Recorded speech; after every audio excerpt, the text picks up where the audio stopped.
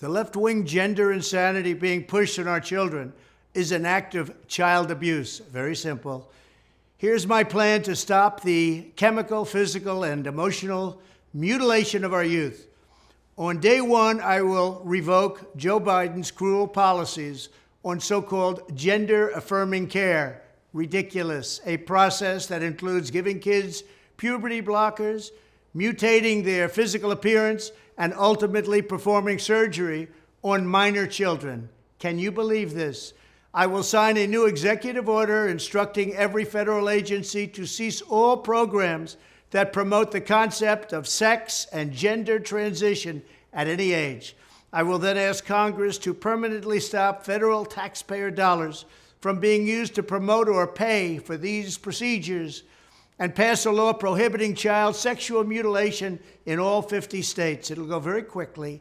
I will declare that any hospital or healthcare provider that participates in the chemical or physical mutilation of minor youth will no longer meet federal health and safety standards for Medicaid and Medicare and will be terminated from the program immediately. Furthermore, I will support the creation of a private right of action for victims to sue doctors who have unforgivably performed these procedures on minor children. The Department of Justice will investigate Big Pharma and the big hospital networks to determine whether they have deliberately covered up horrific long-term side effects of sex transitions in order to get rich at the expense of vulnerable patients, in this case, very vulnerable.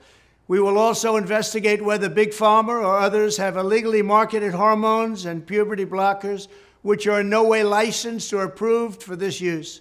My Department of Education will inform states and school districts that if any teacher or school official suggests to a child that they could be trapped in the wrong body, they will be faced with severe consequences, including potential civil rights violations for sex discrimination and the elimination of federal funding. As part of our new credentialing body for teachers, we will promote positive education about the nuclear family, the roles of mothers and fathers, and celebrating rather than erasing the things that make men and women different and unique. I will ask Congress to pass a bill establishing that the only genders recognized by the United States government are male and female, and they are assigned at birth.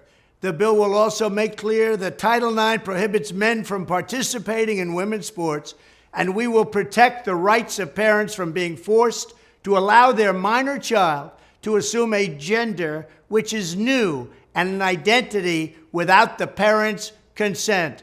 The identity will not be new, and it will not be without parental consent.